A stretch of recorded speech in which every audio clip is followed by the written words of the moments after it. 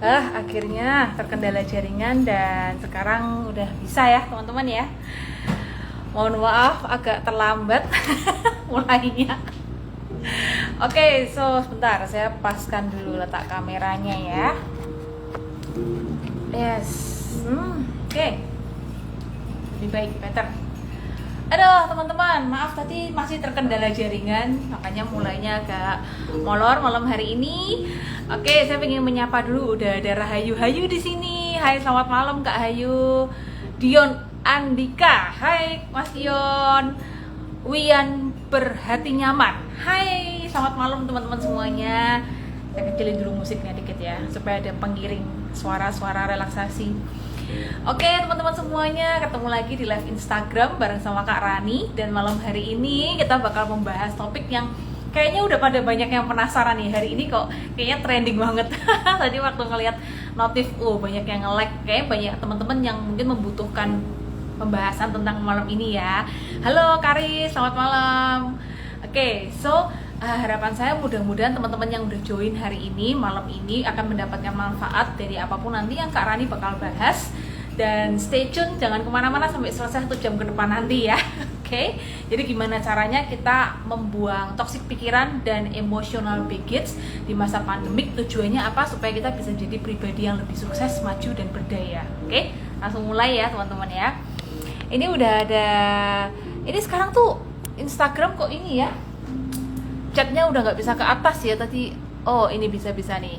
Oke, udah ada Karis tadi, udah ada bukan Helmi. Kalau bukan terus siapa dong? Oke, selamat malam Kohindra lo, halo selamat malam. Fo Jose, Nailil Muna Yusak. Oke, selamat malam. Dan Dave May 9, selamat malam. Meili 5555. Oke. Nah, Kak Rani langsung lanjut ya teman-teman ya. So, Kak Rani pingin bahas dulu apa sih yang Kak Rani pingin sampaikan ke teman-teman terkait dengan masalah emotional baggage dan toxic pikiran. Oke. Nanti seiring dengan Kak Rani bahas tentang hari ini, teman-teman bisa share di kolom komentar apa sih yang teman-teman alami di masa pandemik ini, pikiran-pikiran apa sih yang paling mengganggu, dan kemudian emotional baggage apa yang kalian rasakan selama pandemik ini. Nanti di kolom komentar langsung chat aja dan nanti kita bakal bahas bersama. Oke ya, stay tune aja, jangan kemana-mana ya. So, saya mau cari postingan dulu. Nah, teman-teman, beberapa waktu yang lalu Kak Rani pernah posting di feed Instagramnya Kak Rani. Kalau teman-teman nonton, kalau teman-teman ngikutin terus feed Instagramnya Kak Rani ada bahas tentang apa itu emotional baggage. Jadi beban emosional, kalau bahasa Indonesianya beban emosional gitu ya teman-teman ya. So emotional baggage itu seperti gini istilahnya. Dalam hidup tuh kan kita pasti ada yang namanya beban gitu ya teman-teman ya. So beban secara emosi itu yang dimaksud dengan emotional baggage. Nah, Kak, emotional baggage itu bisa muncul karena apa gitu? Kenapa ada orang tertentu yang kayaknya tuh hidupnya berat banget, ada orang tertentu juga yang kayaknya hidupnya tuh ringan-ringan, lempeng-lempeng aja gitu. Untuk informasi teman-teman sekalian bahwa setiap orang itu pasti memiliki emotional baggage-nya masing-masing gitu ya. Setiap orang pasti punya emotional baggage-nya masing-masing. Tapi tinggal bagaimana kita mau menampilkan hal tersebut gitu. Dan bagaimana kadar beratnya mungkin juga akan pengaruh juga ya teman-teman ya. Sebentar, saya menyapa lagi nih pada wave nih. Karena ya 1993, hai selamat malam. Agak beda ya tampilan live Instagram, saya agak bingung nih dibandingkan yang terakhir, kayaknya agak beda ya tampilannya. Ferry Jaya Wijaya, selamat malam. Opi 71, selamat malam. Terus ada siapa lagi nih? Oke, ya. So, ada sebuah quote gitu ya yang mengatakan, ini juga Kak Rani posting di feed Instagram. Having emotional baggage means having experienced traumas, disappointments, and other negative issues in the past. So, baggage is figurative. Maksudnya baggage itu hanyalah sebuah kiasan ya teman-teman ya. Tapi ternyata pengalaman masa lalu seperti trauma, kemudian kekecewaan di masa lalu, atau isu-isu negatif kita, relasi sosial kita yang negatif di masa lalu, itu semua bisa menjadi beban-beban emosional atau emotional baggage di masa kita sekarang. Oh, fitur baru ya Karis ya. Oke, thank you. Karis masih rajin banget live ya. Malam-malam sering banget lihat Karis Rode is starting a live Instagram gitu-gitu ya Karis ya. Oke, ini udah ada Ayu Ratri juga. Selamat malam Ayu. So, lanjut lagi teman-teman. Share dong di sini. Kira-kira apa sih hal yang sering kali jadi bebannya teman-teman, terutama di masa pandemi kayak sekarang ini gitu ya. Pasti situasi semuanya berubah. Kak Rani pun juga ngalamin juga, baik secara pikiran, secara mental, secara emosional, secara relasi sosial juga maybe gitu. Jadi semuanya pasti pengaruh. So, sharing dong teman-teman, apa sih yang teman-teman alami selama pandemi ini, dan hal apa sih yang kayaknya paling mengganggu banget gitu ya, yang dirasakan sejauh ini. Oke, karena ini lanjut dulu ya. Jadi intinya adalah setiap manusia itu pasti akan mengalami berbagai pengalaman unik di masa lalunya. Setuju ya teman-teman ya. Saya punya pengalaman sendiri di masa lalu, teman-teman pasti punya pengalaman sendiri di masa lalu gitu. Tapi yang membedakan pengalaman itu akan menjadi beban emosional atau emotional baggage atau tidak, ternyata pengalaman itu masih menyisakan muatan emosional gitu teman-teman. So, misalnya Karis pernah patah hati. jadi contoh ya, Karis nggak apa-apa ya. Karis pernah patah hati di masa lalu. Saya pernah patah hati gitu. Tapi sampai saat ini, misalnya Karis masih susah banget move on, sampai nggak percaya dengan hubungan cinta, misalnya kayak gitu ya. Terus kemudian masih terganggu banget dengan kepercayaan terhadap lawan jenis, misalnya kayak gitu. Sedangkan saya mungkin enggak, padahal pengalaman kita sama. Pernah jatuh cinta, pernah patah hati, pernah gagal, misalnya seperti itu. Nah, sisa-sisa pengalaman emosional yang belum tuntas inilah yang menjadi cikal bakal emotional baggage di dalam dirinya Karis gitu ya. Mungkin buat saya ya nggak terlalu jadi beban emosi ya udahlah, gagal ya udah, besok coba lagi misalnya kayak gitu. Tapi buat Karis ternyata itu hal yang besar banget. Dan ternyata memiliki beban emosional atau emotional baggage itu bisa berpengaruh ke banyak banget loh teman-teman. Karena ini ada posting nih ya di sini, di emotional baggage ini. Nah nih di slide yang ketiga, teman-teman nanti bisa cek ya kalau pengen lihat di feed Instagramnya Kak Rani tentang apa itu emotional baggage. Di slide ketiga Kak Rani udah menuliskan ternyata bisa berpengaruh ke relasi sosial, kemudian ke hubungan asmara, ke pekerjaan dan karir, ke keuangan, keluarga. Ini baru 5 aspek ya teman-teman ya, baru 5 aspek ya. Dan masih banyak lagi yang lain gitu. Aspek pendidikan mungkin, terus kemudian mungkin aspek persahabatan atau apapun itu gitu. Masih banyak banget kan aspek-aspek yang lain gitu. Akan banyak sekali aspek yang terganggu ketika kita menyimpan banyak emotional baggage di dalam diri kita. Oke ya, sampai di sini oke ya.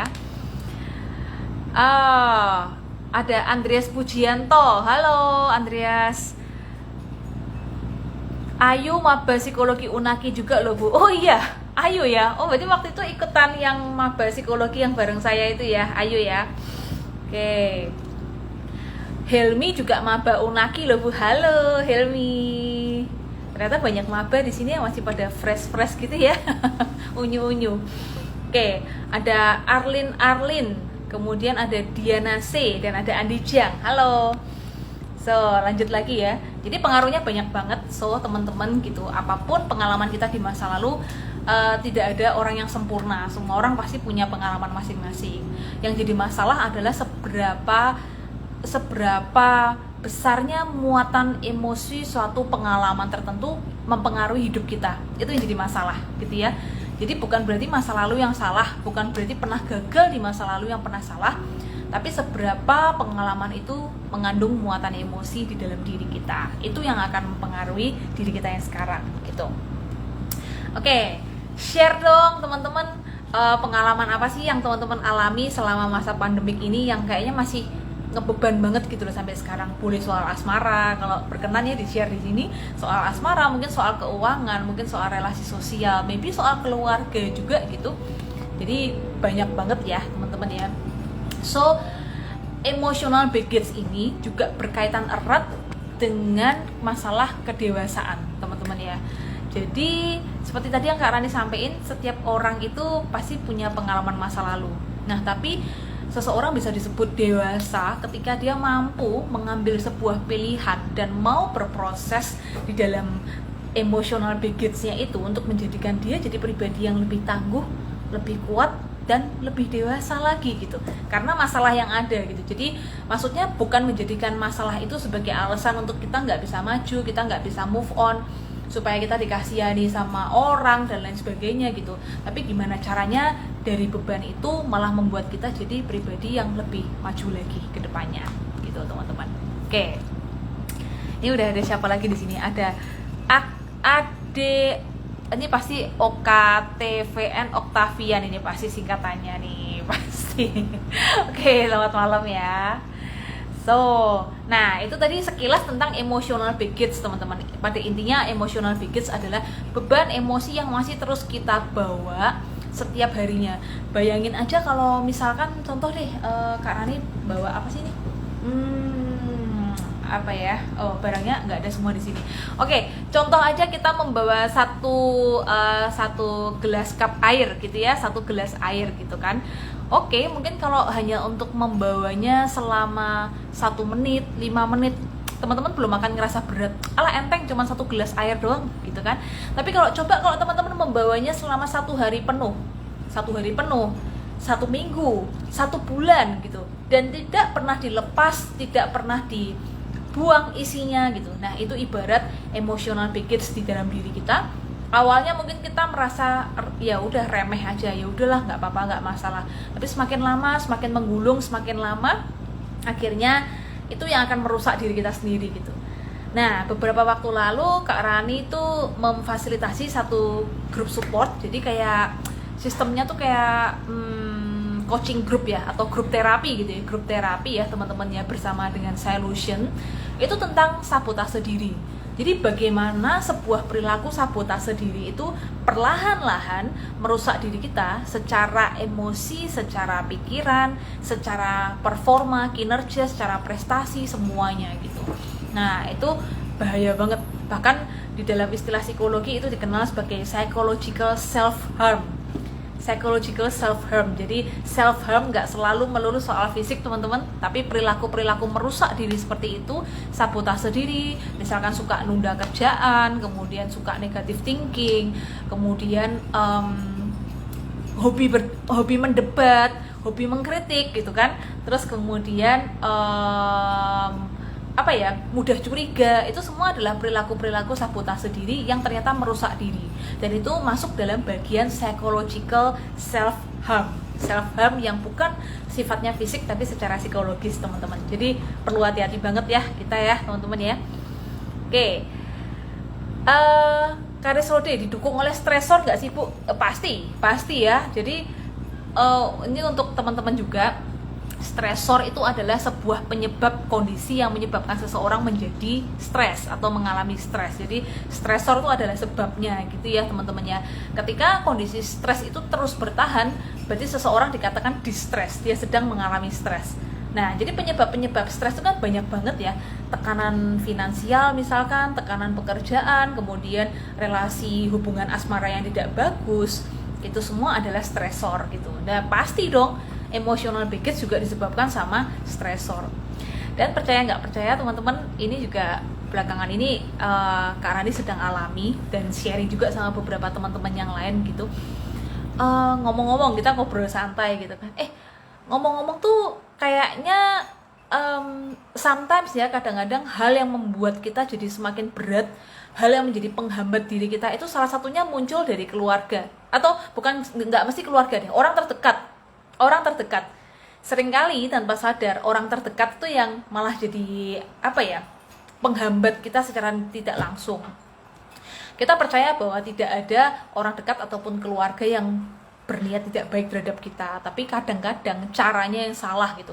Misalnya ingin terlalu melindungi sehingga membuat kita udahlah nggak usah ambil resiko deh, udahlah nggak usah kuliah luar kota deh, nggak usah kerja di luar kota deh misalnya, udahlah nggak usah apalah gitu, misalnya kayak gitu. Padahal sebetulnya dengan kuliah atau bekerja di luar kota mungkin itu bisa jadi satu challenge untuk kita, bisa membuat kita jadi lebih maju, belajar lebih baik, jadi lebih tangguh mungkin. Tapi terkadang orang terdekat atau mungkin orang tua atau keluarga yang seringkali malah menjadi penghambat tersebut gitu. Dan percaya tidak percaya, 90% kasus yang masuk di ruang konseling itu berasal dari masa lalu, dan 90% itu karena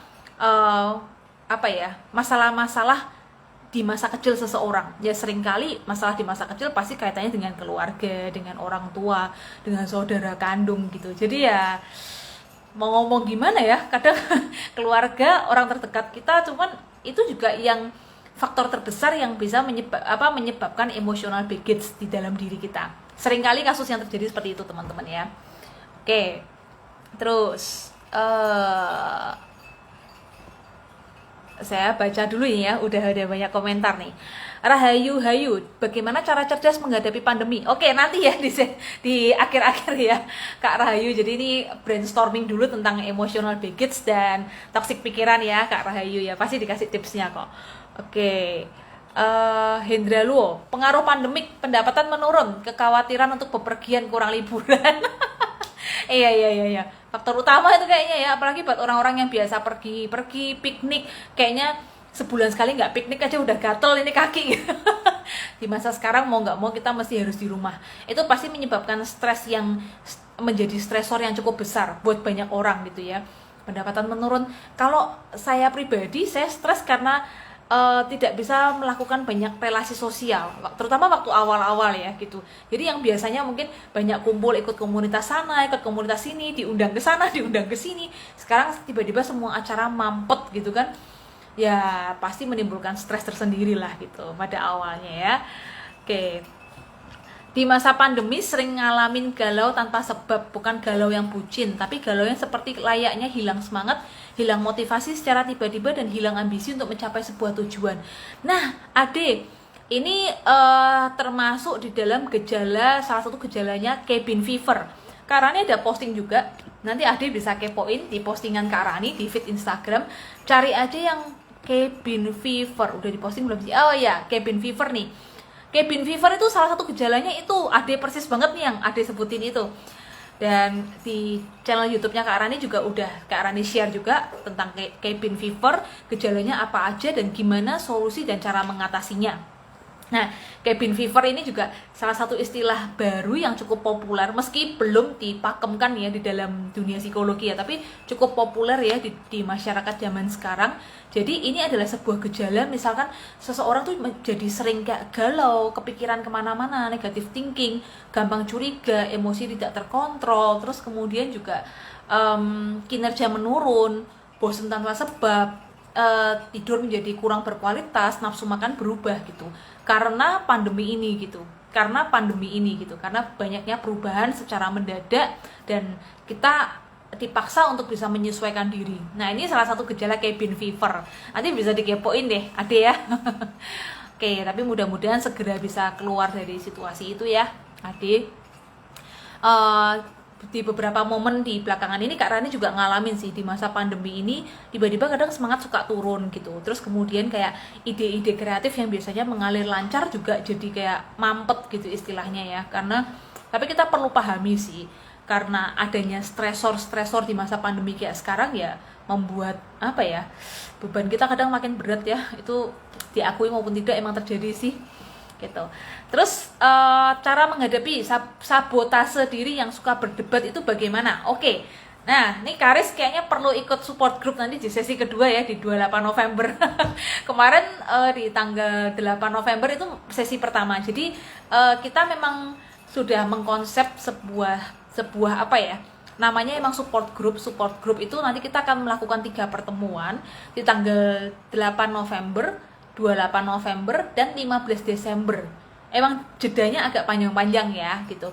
Nanti bisa dikepoin juga di feed Instagram, Kak Rani udah posting self-sabotage support group. itu nanti di sesi kedua kita akan melakukan kayak grup terapi dan kemudian akan melakukan coaching bersama. Kemudian nanti kita akan mengisi lembar worksheet yang tentang who am I, pengenalan siapa diri saya, dan kemudian mengetahui life purpose kita dalam waktu 5 menit aja gitu. Jadi emang keren banget sih, udah di konsep, nanti akan ada coaching secara grup juga. Terus kemudian nanti juga akan para peserta di breakout room. Jadi dikeluarin, bukan dikeluarin sih, jadi nanti para peserta akan sharing secara personal ya, secara random gitu ya, antara 2 atau 3 peserta gitu kan di room sendiri. Lembar yang sudah diisi nanti akan di-sharingkan bersama di grup yang kecil-kecil gitu loh. Seru banget ya, pokoknya kepoin aja tuh acaranya, bisa diikutin Karis. Nah, caranya gimana kalau kita itu hobi banget untuk mendebat? Coba tahan diri. Ini kalau diri kita sendiri ya, coba tahan diri dulu sebelum kita mendebat. Kita tanyain sama diri kita, ada pentingnya nggak saya mendebat? Atau saya perlu menyerap dulu, saya perlu dengerin dulu, saya perlu pahami dulu. Nanti kalau ada yang saya nggak setuju, baru saya akan ungkapkan pendapat saya. Itu kalau untuk diri kita pribadi ya, gitu. Tapi kalau ini untuk orang lain, ya kita susah lah mengubah orang lain gitu kan. Yang penting kan kita mengubah diri kita sendiri dulu gitu. Jadi sebelum kita mendebat sesuatu, coba pikirin lagi, ada manfaat positifnya nggak ketika saya mendebat sesuatu? Atau jangan-jangan yang disampaikan teman saya itu suatu hal yang benar dan akan bermanfaat buat saya nantinya gitu. Nah, itu salah satu caranya gitu. Jadi kita ambil jeda dulu sebelum kita mulai mendebat, supaya lidah tuh nggak kemana-mana gitu kan. Paling bahaya tuh kan lidah manusia ya gitu. Oke, Ade, oke Kak, mulai kepo nih. Harus dong. Udah cek belum yang Cabin Fever ya? Di channel YouTube ada videonya, kemudian di feed Instagram juga ada Cabin Fever. Cek ya. Dari Rahayu, bagaimana mengelola emosi agar bisa mendampingi anak-anak dalam belajar daring? Oke, sebenarnya ini malah agak melenceng ya, tapi it's okay lah gitu. Hari ini kita santai aja ya, tanya jawab, karena keluhan setiap orang di masa daring itu kan pasti beda-beda ya, Kak Rahayu ya. Oke. Mengelola emosi agar bisa mendampingi anak-anak dalam belajar daring. Oke, Kak Rahayu, ini kan banyak banget saat ini webinar-webinar parenting dalam pendampingan anak di masa PJJ. Tapi di atas semuanya itu, saya ketika melihat, mendengar dan membaca dan beberapa kali jadi narasumber untuk orang tua di masa daring ini, kuncinya sebenarnya cuma satu sih. Bagaimana kita sendiri sebagai orang tua happy dulu, tenang dulu, bisa enjoy dan menikmati situasi yang sekarang ini. Nah, ketika kita sendiri sebagai orang tua sudah happy, enjoy, bisa menikmati, kita pasti akan pembawaannya ke anak itu akan lebih nyaman. Percaya nggak percaya gitu, karena anak itu pasti akan menangkap sinyal emosi dari orang tuanya gitu. Jadi ibarat gini deh, seorang anak gitu disuruh sama orang tuanya, kamu tuh yang rapi dong, beresin sepatu sama sandal kamu dong kalau habis pergi, ayo cuci tangan gitu, ayo pakai masker kalau kemana-mana gitu. Tapi orang tuanya tuh selalu ngomongin anaknya tuh sambil marah, sambil capek hati, sambil kesel, sambil jengkel gitu kan, sambil pokoknya tuh emosinya negatif. Nah, ini akan sangat berpengaruh sekali gitu.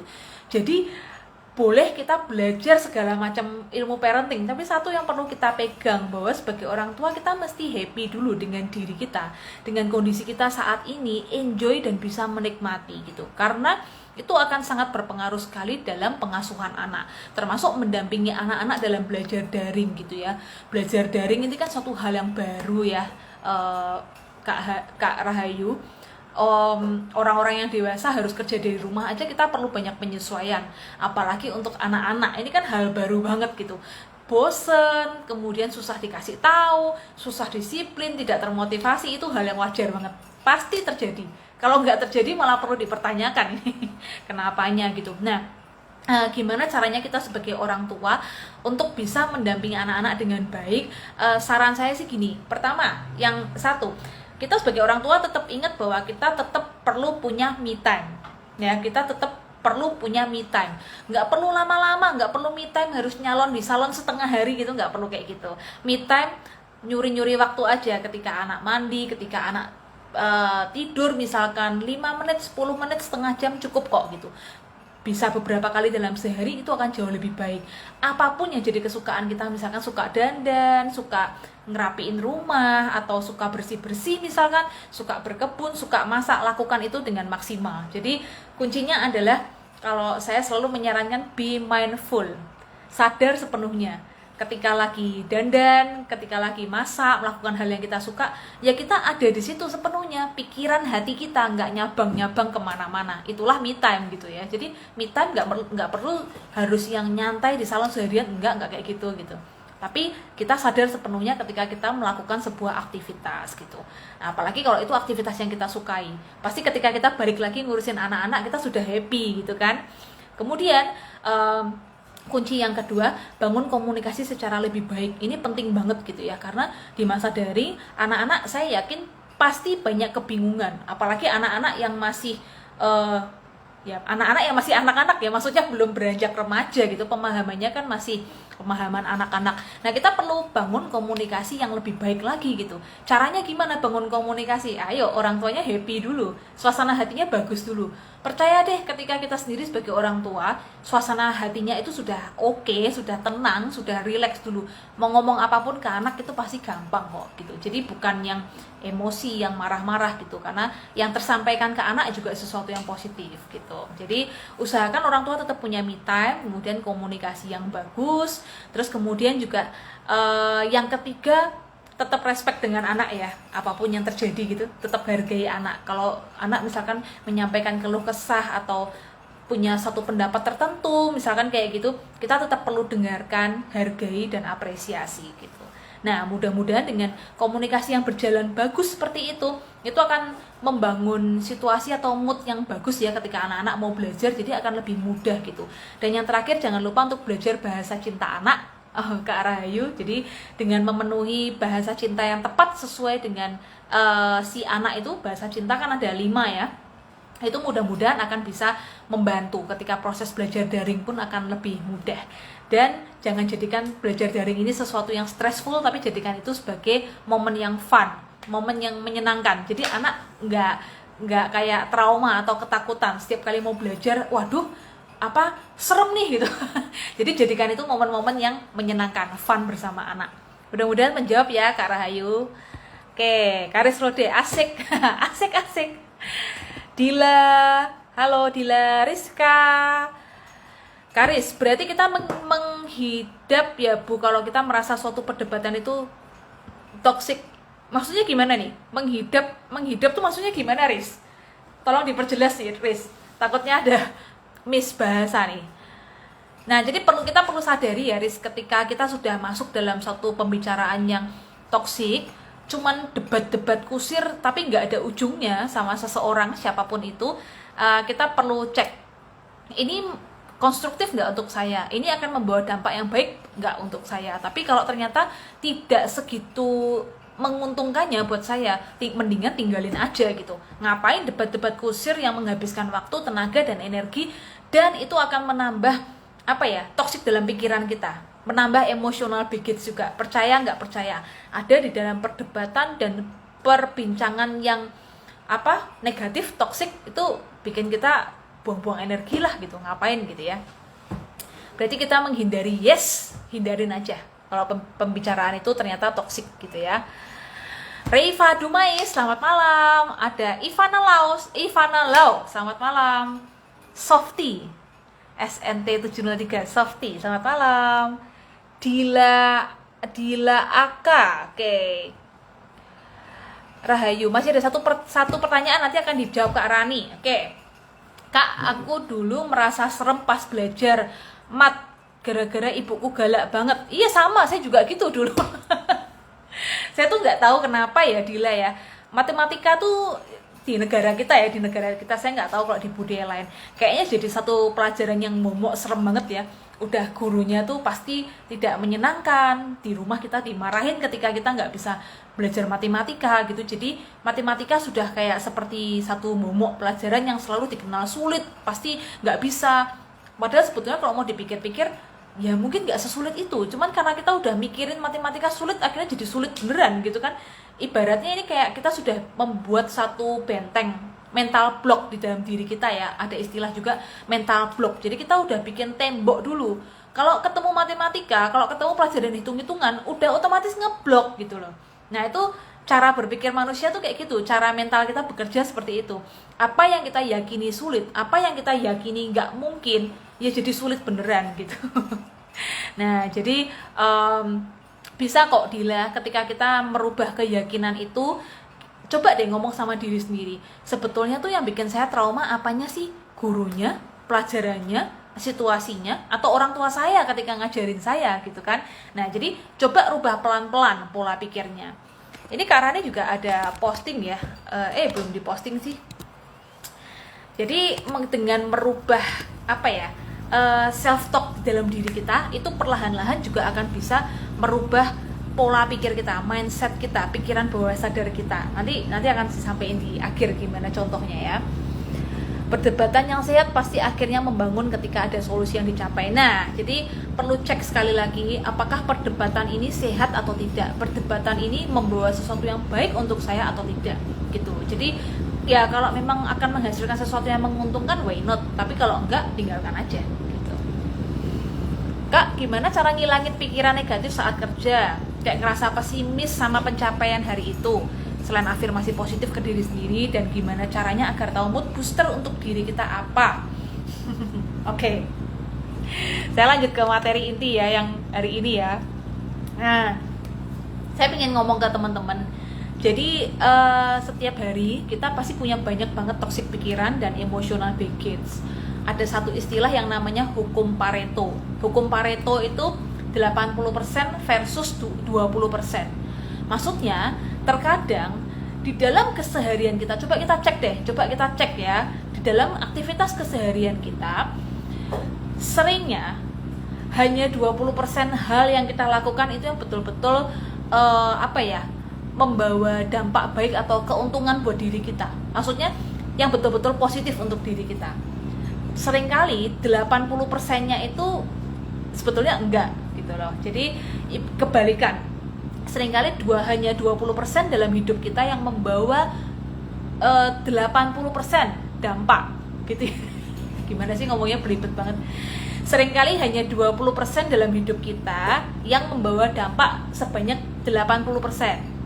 Sedangkan 80% yang kita lakukan seringkali hanya membawa dampak sebanyak 20%. Paham ya teman-teman maksudnya ya? Jadi intinya 20 versus 80 gitu. Maksudnya apa? Maksudnya kita perlu cek dalam rutinitas keseharian kita, dalam aktivitas kita, dalam apapun yang kita lakukan, coba cek mana sih yang betul-betul produktif untuk diri saya gitu loh. Berapa persen sih yang benar-benar membawa dampak untuk kehidupan saya dan masa depan saya gitu. Jangan-jangan malah lebih banyak kebiasaan-kebiasaan yang kontraproduktif, misalkan nongkrongin sosial media selama 3-6 jam sehari, atau nonton drakor 5 jam sehari. Nggak menyindir siapapun loh ya gitu. Cuman maksudnya menonton drakor boleh aja ya, orang boleh punya hobi, tapi coba deh di set lagi waktunya, atur lagi prioritas. Jangan-jangan dari 5 jam untuk menonton drakor itu sebetulnya cuman cukup 1 jam aja sehari sebagai hiburan, sisanya 4 jamnya kita bisa pakai untuk aktivitas lain yang lebih produktif lagi gitu contohnya teman-teman gitu. Oke Kak, nah ini saya pengen jawab dulu dari pertanyaan Dila tadi ya. Gimana cara ngilangin pikiran negatif saat kerja, kayak ngerasa pesimis sama pencapaian hari itu. Oke, nah ini saya juga pengen ngobrolin tentang, udah saya posting juga sih di feed Instagramnya Tanya Kak Rani ya, tentang membangun self talk positif gitu. Ini salah satu cara untuk kita bisa berdamai dengan toxic pikiran atau berdamai dengan emotional baggage di dalam diri kita. Kalau teman-teman emang belum sempat berkonsultasi dengan yang berkompeten atau profesional atau psikolog, it's okay, teman-teman bisa melakukan itu ke diri sendiri, self therapy istilahnya gitu. Salah satunya dengan melakukan self talk yang positif gitu ya. Nah, self talk itu kayak gimana sih Kak? Maksudnya mungkin banyak teman-teman yang sudah pernah praktek, tapi mungkin banyak juga teman-teman yang belum pernah dengar apa itu self talk gitu ya. Self talk itu adalah kita kayak berdialog dengan inner voice atau bagian di dalam diri kita gitu. Setiap hari 80-90% waktu dalam hidup kita gunakan untuk berinteraksi dengan orang-orang di sekitar kita, keluarga kita, teman-teman kita, pekerjaan kita, dan lain sebagainya. Tapi kita sering lupa, kita jarang berdiskusi atau berdialog dengan diri kita sendiri. Terus banyak yang bertanya gini, loh Kak, kayak orang gila dong ngomong sama diri sendiri. Ya nggak kayak gitu juga gitu. Self talk tuh emang perlu banget teman-teman ya. Ya nggak perlu sampai kayak keluar suara kayak kita ngomong sendiri, ntar malah dikira orang tuanya anakku lagi stres gitu kan. Tapi kita perlu untuk kayak ibaratnya gini, sebetulnya secara nggak langsung kita udah melakukan self talk kok setiap hari. Contoh ketika teman-teman lagi ada di bank gitu kan ya, wah antriannya rame nih, aduh gimana ya, enaknya tetap ngantri atau aku ke tempat lain dulu ntar baru balik lagi ya. Atau misalkan wah hari ini aku pingin makan KFC ini misalnya, lagi ada promo kan kemarin kan, tapi uang di kantong kok mepet ya, sayang juga ya. Nah itu bentuk-bentuk self talk teman-teman. Nah daripada cuma melakukan self talk yang seperti itu aja, why not kita mencoba self talk yang lebih positif. Contohnya caranya kayak gimana, misalnya nih kita kan perlu ya dalam kehidupan sehari-hari, kayak tadi yang disampaikan sama si Dila, melakukan afirmasi positif. Perlu banget, penting banget. Tapi percaya nggak percaya, terkadang di situasi yang sedang sulit banget, di situasi dimana teman-teman lagi banyak toksik pikiran, lagi banyak emotional baggage, susah banget untuk melakukan afirmasi positif ke dalam diri kita. Percaya nggak? Bener nggak? Kenapa? Misalnya ketika kita lagi down gitu, kita lagi ngerasa hari ini tuh kayak lost banget deh gitu, banyak banget kejadian buruk yang aku alami gitu, pokoknya tuh lagi nggak mood banget gitu. Itu kita mau dengar penyemangat dari siapapun ataupun dari diri kita sendiri, nyemangatin diri kita itu pasti susah banget, pasti gitu ya. Malah kayak ngomong apa sih, bullshit lah misalnya kayak gitu. Nah caranya ketika Anda lagi ada di dalam situasi yang ibaratnya kayak situasi yang terpuruk ya, situasi yang nggak oke gitu kan, coba dengerin dulu bagian di dalam diri kita itu self talknya apa sih gitu, lagi mau ngomong apa sih. Misalnya, iya sih kamu sih hari ini tadi pagi sih begini, itu sih begini gitu. Kita dengerin dulu diri kita gitu. Jadi kita dengerin apa suara yang muncul di dalam diri kita, apa emosi yang muncul. Nah kita perlu kenali teman-teman. Saya sering banget juga nanya sama diri saya ketika satu hari gitu saya nggak mood, saya nanya, apa sih emosi yang kamu rasain hari ini? Oh ada rasa marah ternyata. Nah ini perlu latihan sih, memang membangun self talk itu perlu latihan, tapi tenang aja, semua orang pasti bisa ngelakuin kok gitu. Oh saya ngerasa marah gitu, kenapa marahnya gitu. Jadi kita kayak ngomong gitu, kayak seorang teman kita ngomong, kenapa sih kamu ngerasa marah gitu. Iya karena tadi pagi kita udah bangunnya terlambat, kemudian kita terlambat kerja sehingga kita dimarahin si bos misalnya kayak gitu. Terus kemudian siang ada kejadian apa lagi dan lain sebagainya gitu. Seringkali sebetulnya perasaan di dalam diri kita itu muncul ya karena diri kita sendiri, bukan karena masalah di luar gitu ya. Jadi percayalah, apapun self talk yang muncul di dalam diri Anda itu seringkali ya karena diri kita sendiri, bukan karena masalah di luar. Nah, yang perlu kita lakukan adalah kita dengerin dulu self talk kita tuh mau ngomong apa, inner voice kita tuh mau ngomong apa. Kita terima, kita akui, kita sadari, dan kita cari solusi bersama. Kayak orang negosiasi aja teman-teman. Oke, kamu marah hari ini, so sekarang kita harus kayak gimana gitu, supaya hari ini tetap bisa berjalan dengan baik, supaya kita tetap produktif, supaya kita tetap ada dalam mood yang bagus gitu. Nah kita perlu tanya sama diri kita sendiri. Jadi bukan memaksakan diri untuk tetap positif, untuk tetap optimis, untuk tetap semangat, karena pasti susah banget di situasi kita lagi nggak mood. Kita perlu untuk terima dulu. Oke, saya akui saya hari ini sedang marah, saya akui saya hari ini sedang bad mood, saya akui hari ini saya lagi nggak well misalnya gitu. Terus kita negosiasikan, terus kita cari solusi bersama. Oke, selanjutnya kita harus gimana? Nah itu salah satu tipsnya gitu. Karena ini ada post juga di judul postingannya membangun self talk positif ya, teman-teman bisa kepoin nanti. Jadi self talk itu bisa membantu kita untuk menjadi lebih sadar di dalam berpikir, merasa, dan bertindak gitu ya. Ingatlah bahwa kita manusia yang terdiri dari 3, emosi, pikiran, dan juga perilaku gitu. Jadi manusia yang harmonis, manusia yang ibaratnya sehat gitu ya, sehat fisik dan mental itu selaras antara ketiganya teman-teman. Emosinya sedang dalam kondisi yang well, bagus, selaras dengan pikirannya, selaras juga dengan perilakunya gitu. Jadi kalau ada satu aspek yang lagi nggak oke gitu, misalkan lagi banyak toksik pikiran nih Kak Rani gitu, lagi kepikirannya negatif-negatif nih hari ini, ya pasti aspek yang lain akan terpengaruh gitu. Atau misalkan hari ini kayaknya lagi banyak emosi yang bikin aku kacau deh Kak, marah-marah, kesel, gampang tersinggung, sebel, jengkel gitu sama atasan misalkan, berarti kan di aspek emosi kita lagi banyak emotional baggage gitu. Nah, gimana caranya? Teman-teman setiap hari perlu untuk mengecek secara rutin, emosiku hari ini kayak gimana. Kalau ngerasa ada sesuatu yang nggak nyaman, coba cek emosiku lagi kayak gimana sih saat ini gitu. Pikiranku lagi ngomong apa ya saat ini ya. Misalkan ngerasa susah banget Kak untuk menyelesaikan skripsi gitu. Ada pikiran apa tentang skripsi? Mungkin teman-teman merasa kayaknya aku nggak akan mampu deh Kak selesai skripsi. Kayaknya skripsi itu terlalu susah deh buat aku. Oke, sadari dulu, saya punya pikiran bahwa skripsi ini susah untuk saya selesaikan. Oke, akui, terima, sadari pemikiran tersebut. Kemudian aspek yang ketiga, ini juga bisa jadi pertanda untuk diri kita loh teman-teman. Dimana misalkan, contoh ya, pasangan kita atau sahabat kita atau teman kita beberapa minggu terakhir tuh sering banget marah-marah gitu. Beberapa hari terakhir sering banget statusnya tuh nggak jelas misalkan, kemudian perilakunya tuh kayak gelisah, nggak nyaman, susah tidur, nafsu makannya berubah gitu kan.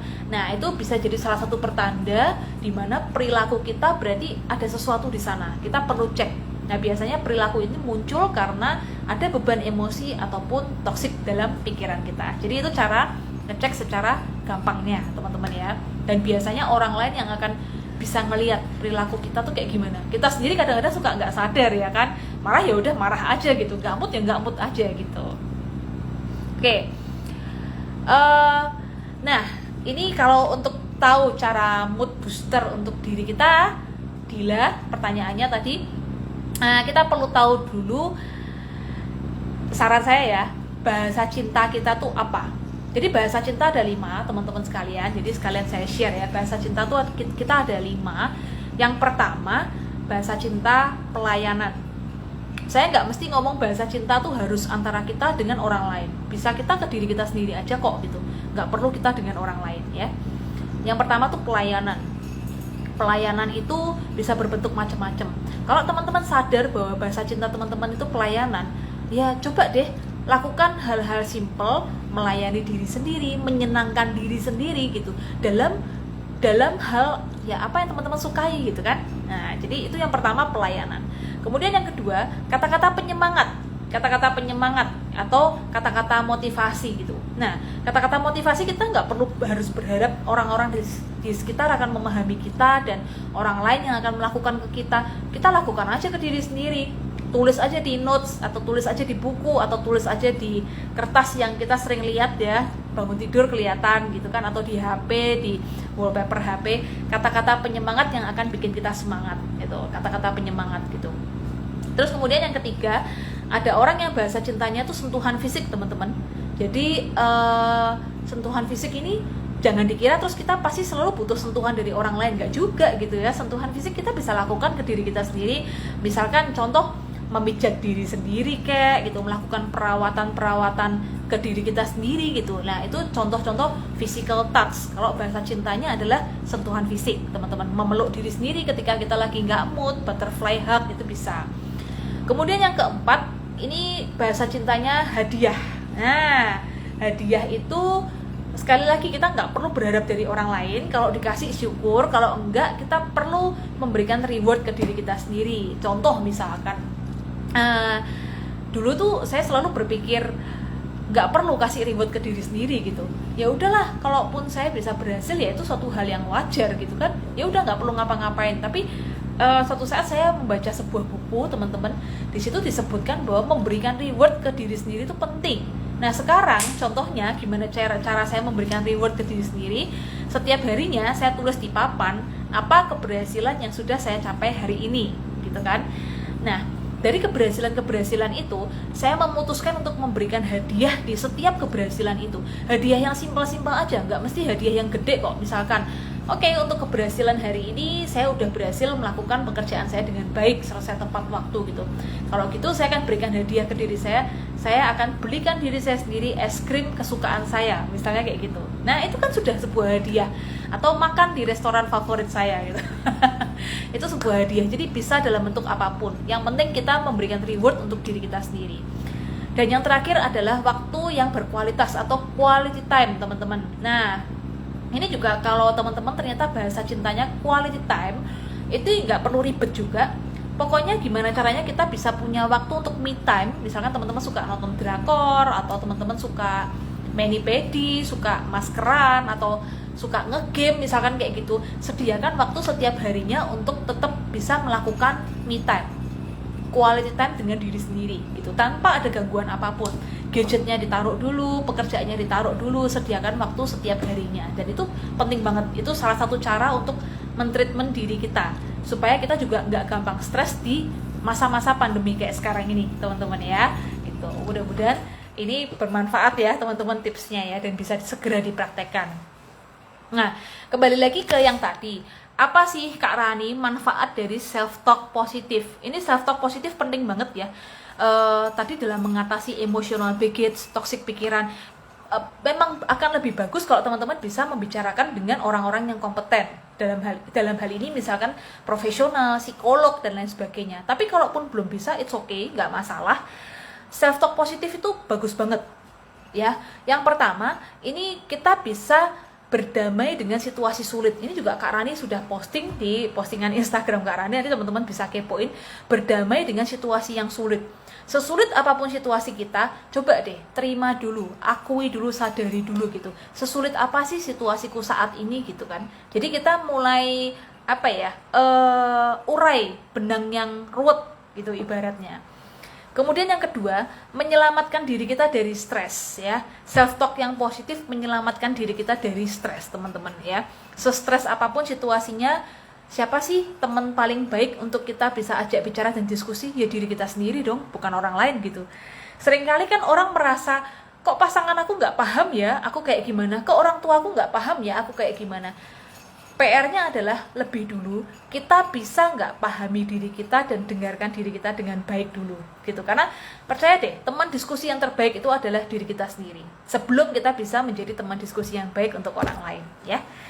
Terus kemudian meningkatkan performa diri gitu, pasti dong gitu. Self talk yang dibangun secara positif akan meningkatkan performa kita.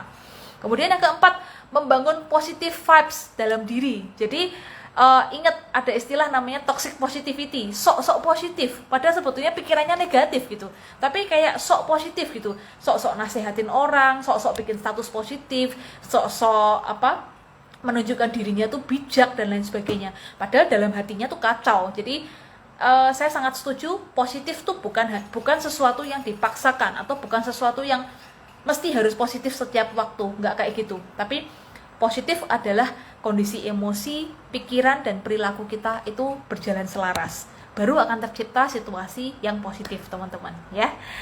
Terus kemudian yang kelima, menjadi self-reflection bagi diri sendiri gitu ya. Siapa yang paling bisa memahami diri kita? Ya bukan orang lain, bukan pasangan kita, bukan orang tua kita, tapi diri kita sendiri, teman-teman.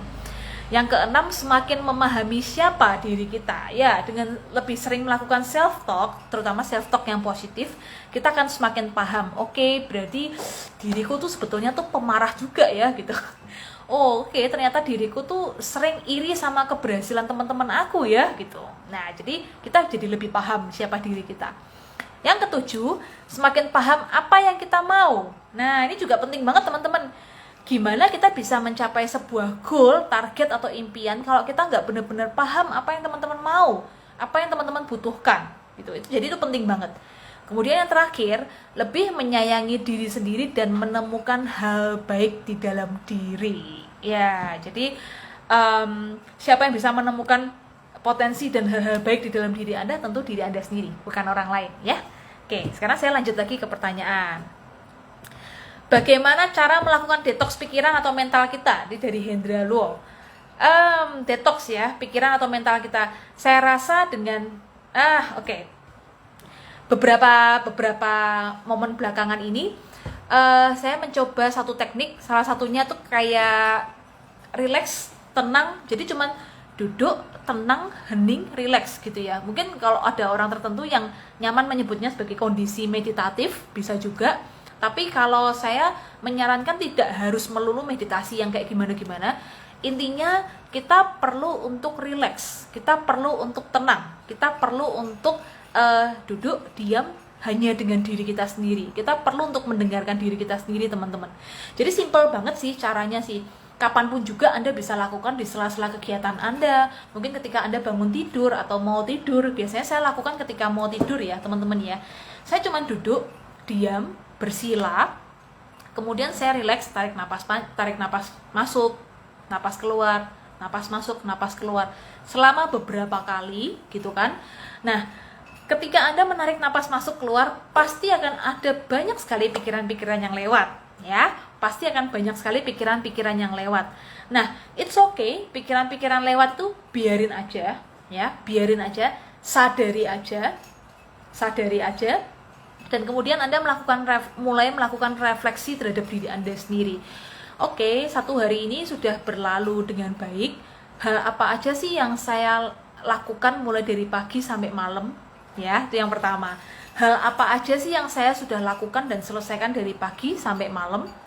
Yang kedua, emosi apa aja sih yang muncul dalam diri saya hari ini? Jadi setiap hari Anda harus lakukan nih gitu kan? Karena setiap hari itu pasti beda-beda. Emosi apa aja yang saya rasakan mulai dari pagi ketika saya bangun tadi sampai saat ini. Kemudian yang ketiga, pikiran apa yang sering muncul di dalam diri saya. Nah, kalau Anda kesulitan untuk mengingat gitu kan, Anda bisa dengan bantuan catatan. Anda bisa sambil menulis, teman-teman ya. Tapi kuncinya tenang dulu, relax dulu, hening dulu, kemudian dengarkan diri Anda. Dan satu lagi tipsnya, tolong ketika Anda melakukan itu hentikan dulu semua sosial media. Taruh dulu HP-nya, bila perlu matiin dulu. Jadi hargailah waktu bersama diri Anda, karena itu adalah waktu yang sangat precious banget gitu ya. Jadi jangan sampai banyak distraction atau gangguan ketika Anda mulai melakukan tadi itu, refleksi diri sendiri. Nah, dengan rutin melakukan hal itu, ini bisa jadi salah satu cara untuk detox pikiran atau mental kita di masa-masa seperti sekarang ini, teman-teman. Oke, Softy, Cayo C. Oke, thank you. Petra Ratak. Karis Rode, biasa depan cermin, Bu. Boleh, bisa, akan lebih bagus juga. Gila, bener banget. Endang Steffi Jessie, Okle Theo, hai Kak Okle. Kalau self talk saat kita sedang marah atau ada masalah, apakah tidak terkadang malah cenderung menyalahkan kondisi diri dan jadi bikin mood makin jelek dari indah pikir? Oh tentu. Self talk kalau kondisi emosinya lagi nggak bener ya pasti akan malah jadi merusak diri sendiri. Oleh karena itu kita perlu sadari dulu, emosi saya saat ini sedang kayak gimana.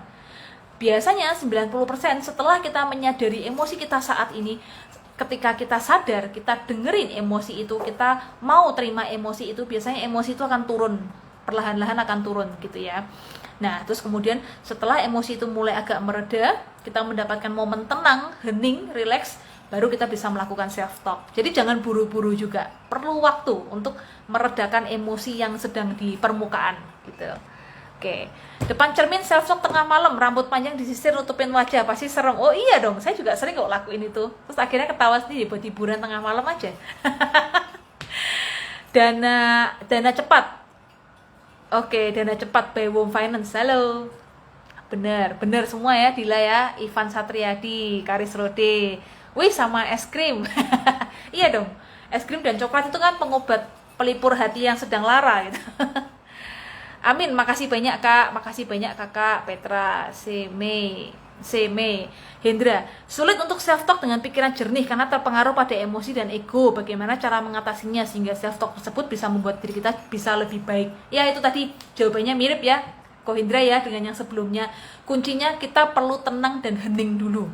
Nggak bisa kita langsung buru-buru, langsung memaksakan diri kita untuk self-talk. Ibarat kita lagi mau ngajakin seorang anak untuk belajar. ya perlu dong lihat moodnya bagus dulu. Sama kayak diri kita sendiri, kita mau self talk, lihat dulu dong gitu. Kita kan punya bagian dalam diri kita. Ada bagian yang lagi marah, ada bagian yang lagi nggak mood, ada bagian yang lagi nggak semangat. Ya kita perlu dengerin dulu, kita perlu pahami dulu, kita perlu tenang, santai, relax dulu. Baru kemudian kita bisa saling bekerja sama dengan diri kita untuk mencapai sesuatu yang lebih baik. Gitu ya teman-teman ya. Oke. Nggak kerasa nih waktunya udah mau habis, cepet banget ya. So apalagi ya tadi ya yang mau saya sampaikan ya. Oh iya, ada beberapa poin nih di sini, tadi saya udah kumpulin nih.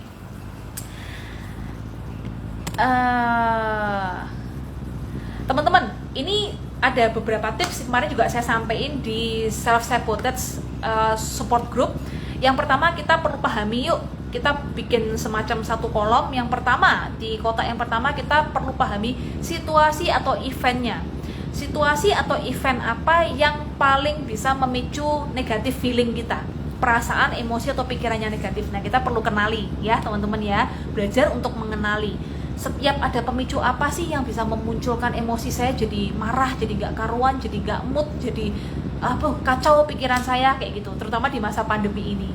Sekaligus menjawab pertanyaan dari Kak Rahayu tadi ya gitu. Jadi yang pertama, kenali dulu yuk situasi atau eventnya.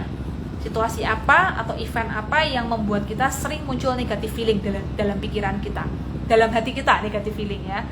Kemudian yang kedua, automatic thoughts. Jadi pikiran apa yang sering kali muncul di dalam diri kita terkait dengan situasi yang tadi. Misalnya nih, ada seorang anak, aku tuh Kak paling nggak seneng kalau mamaku tuh mulai ngomel-ngomel. Misalnya kayak gitu, situasinya itu. Automatic thoughts-nya apa? Pikiran yang muncul otomatis apa? Mamiku tuh jahat sama aku, mamiku tuh nggak sayang sama aku, mamiku tuh bisanya cuma ngomel, kayak gitu kan. Tulis ya, kita perlu tulis, salah satunya untuk lebih aware dengan diri kita sendiri.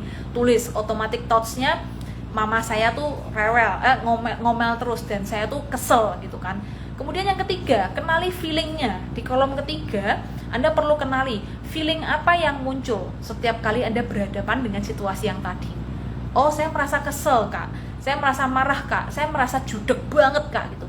Tulis gitu ya. Dan tuliskan juga ada di skala berapa marahnya. 1-10 misalkan ada di angka 8, ya tulis aja 8. Terus kemudian yang terakhir, nah ini juga yang menjadi salah satu pemicu. Ketika kita masih punya banyak emotional baggage dan perilaku-perilaku mensabotase diri, toksik dalam pikiran, susah banget untuk kita mencapai kehidupan atau hal-hal yang kita inginkan dalam hidup ini. Ya, benar ya teman-teman ya. Sekali lagi, ketika kita masih punya banyak emotional baggage dan toksik di dalam pikiran, itu akan menjadi penghambat langkah kita untuk mencapai goal yang kita inginkan. Nah, so Anda perlu tulis dulu, Kak, situasi sekarang saat ini saya sedang dalam situasi yang seperti ini. Mama saya sering ngomel-ngomel, saya terganggu, dan saya merasa sulit untuk fokus belajar. Misalnya kayak gitu, tulis aja gitu. Nah, versus kondisi yang Anda inginkan. Saya ingin kondisi saya lebih tenang, saya bisa fokus belajar, saya bisa konsentrasi, saya bisa ceria kembali, saya bisa happy ketika saya belajar. Nah, itu kan situasi yang Anda inginkan. Jadi, kuncinya adalah Anda paham dulu, situasi sekarang saya ini seperti apa sih, sedang di titik yang seperti apa, dan goal harapannya ingin di titik yang seperti apa. Ketika Anda sadari itu, ketika Anda sadar dua hal tersebut, posisinya, ini akan memudahkan Anda untuk mencari solusi dan cara-cara untuk ini loh, menengahi jembatan yang tadi antara kondisi yang sekarang dan kondisi yang diharapkan. Itu salah satu tipsnya teman-teman, terutama di masa pandemi yang seperti sekarang ini ya teman-teman ya. Jadi oke, saat ini sedang masa pandemi gitu, kondisi saya sekarang ini sedang seperti apa sih gitu kan. Nah, kondisi ideal yang saya harapkan seperti apa? Anda tuliskan aja, supaya Anda lebih kenal dengan diri Anda. Tugasnya nanti, PR-nya adalah menemukan gimana caranya jembatan ini harus saya selesaikan dengan langkah yang seperti apa, Kak? Gitu. Anda yang paling tahu jawabannya, bukan saya, gitu ya. Oke. Terus kemudian tadi juga saya ada menyampaikan teman-teman ubah pola pikir gitu. Misalnya dalam satu situasi, udah ada pemikiran otomatis, situasi kayak gini tuh bikin saya selalu bad mood, situasi kayak gini tuh bikin saya selalu ngedown, misalnya kayak gitu. orang tuaku tuh selalu begini, mereka tuh selalu begitu gitu.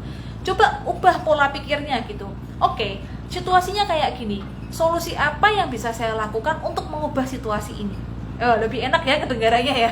Jadi mulai biasakan untuk melawan pikiran-pikiran otomatis Anda yang biasanya selalu mungkin netting, mungkin selalu curiga terhadap sesuatu. Anda bisa rubah pikiran itu menjadi, oke, saya curiga. Kondisi apa yang membuat saya curiga terhadap situasi ini? Nah, Anda bisa jadikan itu refleksi diri gitu kan. Terus misalkan, aduh, saya kok merasa udah stuck ya, saya gagal nih, saya nggak mampu.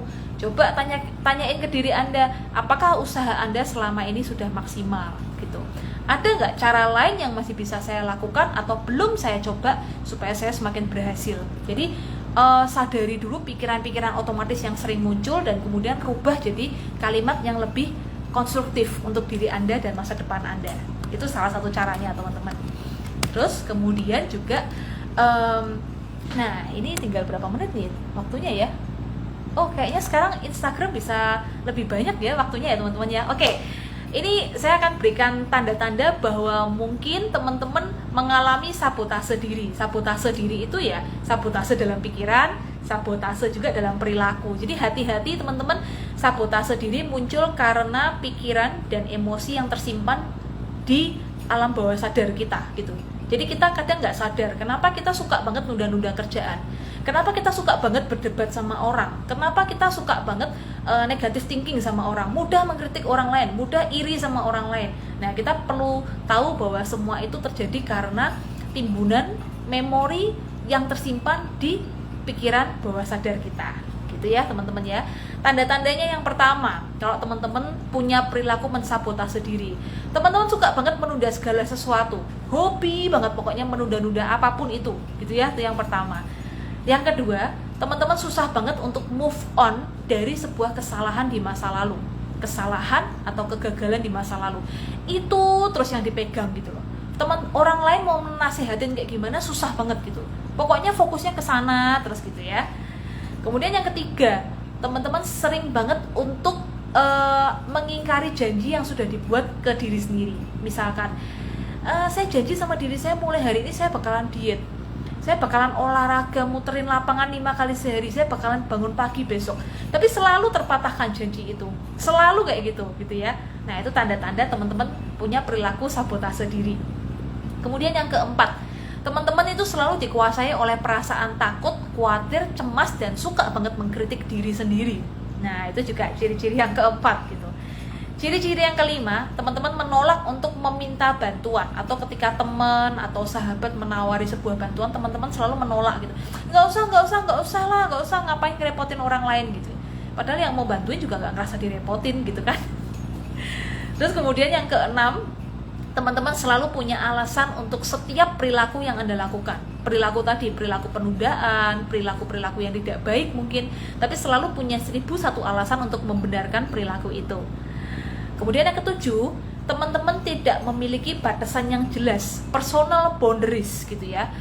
Personal boundaries itu penting banget, batasan yang tegas antara diri teman-teman dengan orang-orang di sekitar Anda. Orang tua, pasangan, anak, sahabat, siapapun orang itu, kita perlu punya batasan secara mental yang tegas. Mana yang boleh dilewati dan mana yang tidak boleh. Ini penting banget ya. Dan kemudian nomor 8, kita nggak pernah mengkomunikasikan apa ekspektasi kita ya dengan diri sendiri maupun dengan orang lain. Gimana orang lain mau tahu apa yang Anda harapkan, apa yang ada dalam pikiran Anda, apa yang sedang Anda inginkan dan butuhkan saat ini kalau Anda nggak pernah mengkomunikasikannya gitu ya. Kemudian nomor 9, teman-teman selalu takut untuk bekerja keras, takut untuk keluar dari zona nyaman, takut untuk capek, takut untuk nggak nyaman. Nah, itu juga tanda-tandanya sabotase diri. Kemudian 10, teman-teman lebih memprioritaskan kenyamanan dibandingkan kesehatan. Ini berkaitan tadi ya sama pola hidup sehat, sama diet dan lain sebagainya. Lebih penting, ya udahlah, mumpung masih bisa makan enak, masih muda, why not sih? Kenapa sih mesti olahraga misalnya kayak gitu kan? Dan yang 11, teman-teman selalu siap untuk berargumentasi, berdebat dengan siapapun juga, tentang apapun juga, bahkan tentang hal-hal yang mungkin sebetulnya juga nggak penting, atau mungkin malah hal yang sebetulnya siapa tahu teman kita yang benar, tapi teman-teman selalu kebiasaan untuk mendebat duluan gitu. Jadi itu 11 ciri-ciri. Masih banyak ciri-ciri yang lain teman-teman, tapi ini tadi saya nemuin kayaknya 11 poin ini tuh yang paling sering muncul dan sering kita temui di antara lingkungan sekitar kita gitu ya teman-teman ya. Nah, semoga menjawab rasa penasaran teman-teman ya di tentang toxic pikiran dan emotional baggage. Kalau masih ada yang mau ditanyakan boleh silakan. Saya nggak tahu nih sekarang tuh live Instagram bisa sampai berapa menit sih, ini kok sudah 1 jam kok nggak mati ya teman-teman ya, bisa sampai berapa menit ya? Oke, tapi kayaknya cukup ya teman-teman ya. Mudah-mudahan udah terjawab semua pertanyaannya untuk hari ini. Terutama tadi pertanyaan juga dari Kak Rahayu ya. Kak Rahayu tadi pertanyaan yang pertama, bagaimana mengelola emosi agar bisa bukan ya, itu sudah tadi ya. Bagaimana cara cerdas menghadapi pandemi. Oke, nah ini juga satu pesan dari saya buat teman-teman sekalian. Kita nggak pernah tahu pandemi ini akan selesai kapan ya. Dulu ketika awal pandemi di pikiran saya, paling 2 bulan juga udah lewat, nanti setelah 2 bulan yuk kita ngapain lagi, harapan di pikiran saya seperti itu.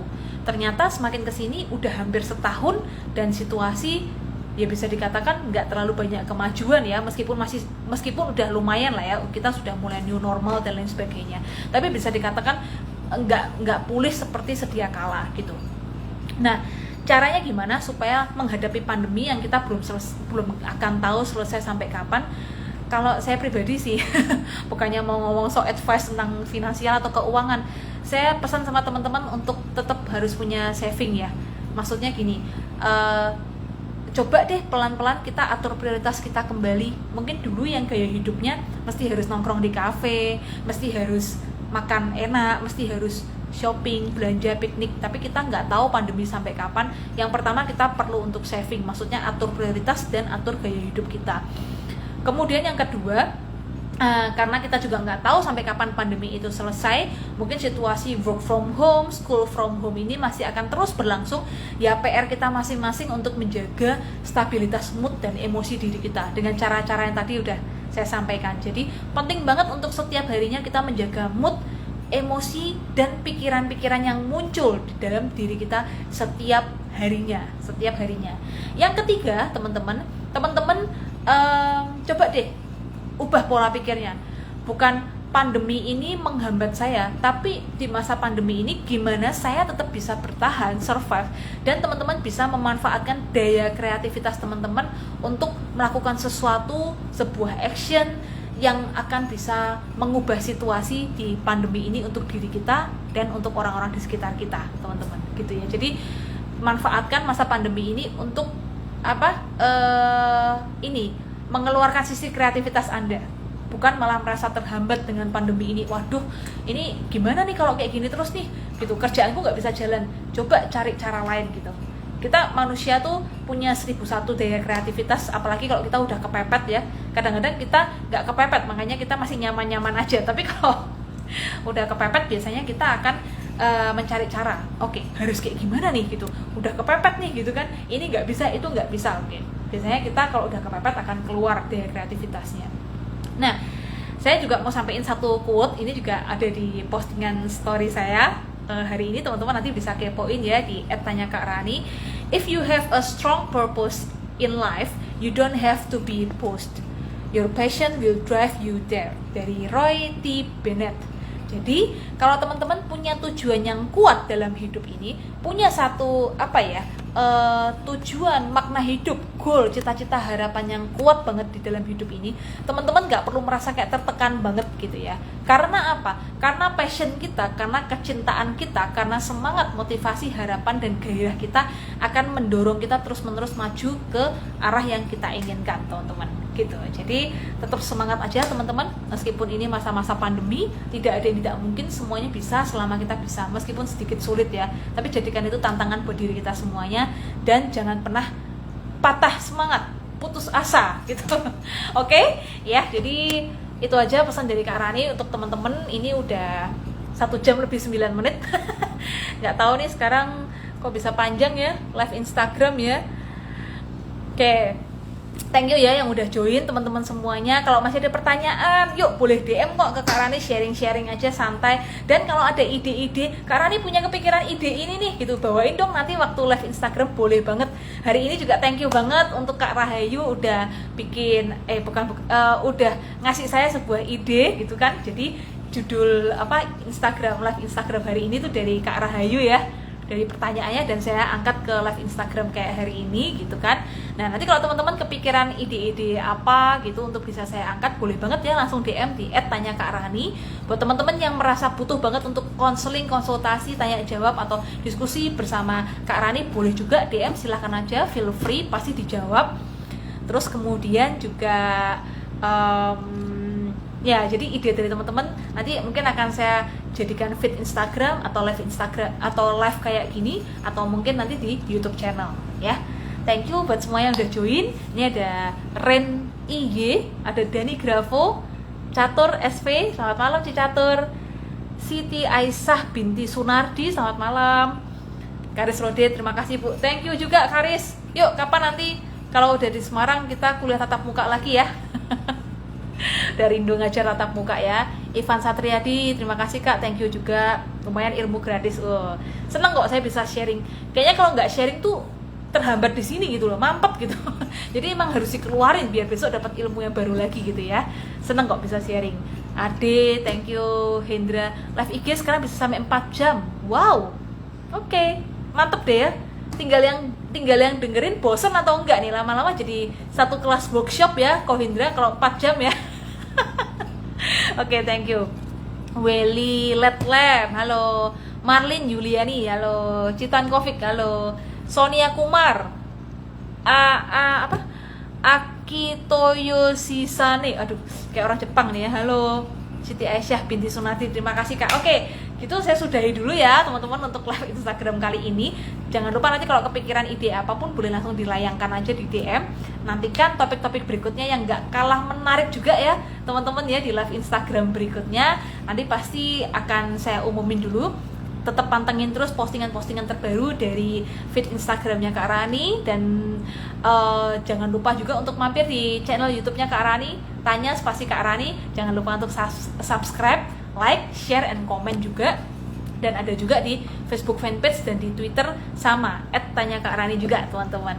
So, oke, tetap semangat teman-teman di masa pandemi kayak gini. Jangan sampai kita terlemahkan ya, semangat tetap harus ada, motivasi, harapan, cita-cita tetap harus ada dong gitu ya. Karena kalau nggak punya harapan, kita ibarat kayak tong yang kosong gitu ya.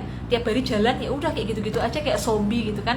Tapi selama Anda punya harapan, itu yang akan menggerakkan kita gitu. Maju terus aja, pantang menyerah pokoknya ya, sebelum Belanda datang. Oke, video IG ya Kak. Iya, maksudnya gimana nih Kak Rahayu? Live Instagram atau video IG nih? Kalau video IG itu IGTV ya maksudnya. Saya memang jarang sih bikin IGTV yang singkat-singkat, soalnya biasanya udah langsung di posting di YouTube channel. Kalau yang singkat-singkat kayak gitu bisa mampir nanti Kak Rahayu. Cabin Fever kemarin juga udah saya posting, nanti tungguin aja tema-tema berikutnya apa nih yang akan saya posting berikutnya ya. Oke, pasti di save Kak Rahayu, pasti di save kok. Thank you ya Kak Rahayu buat idenya malam hari ini. Nanti semoga ide-ide berikutnya akan lebih menarik lagi dan bermanfaat buat teman-teman semuanya. Ya, nanti akan di-save kok yang hari ini. Segitu dulu ya teman-teman, tetap semangat aja. Salam dari Kak Rani buat kita semuanya. Pesan dari Kak Rani, keep inspiring, keep inspiring, keep inspiring, tetap menginspirasi, and surround yourself with love and kindness. Jangan lupa untuk tetap bagikan dan kelilingi diri kita dengan cinta dan kebaikan dimanapun Anda berada. So, segitu dulu ya. Selamat malam dan sampai jumpa. Thank you. Ini gimana nih nge-end-nya ya?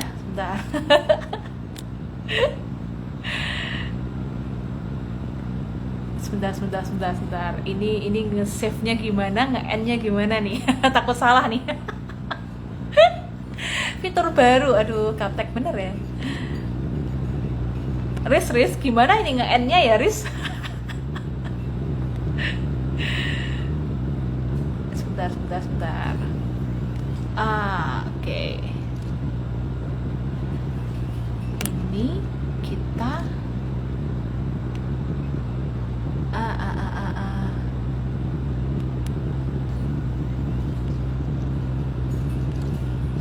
Oke, end video.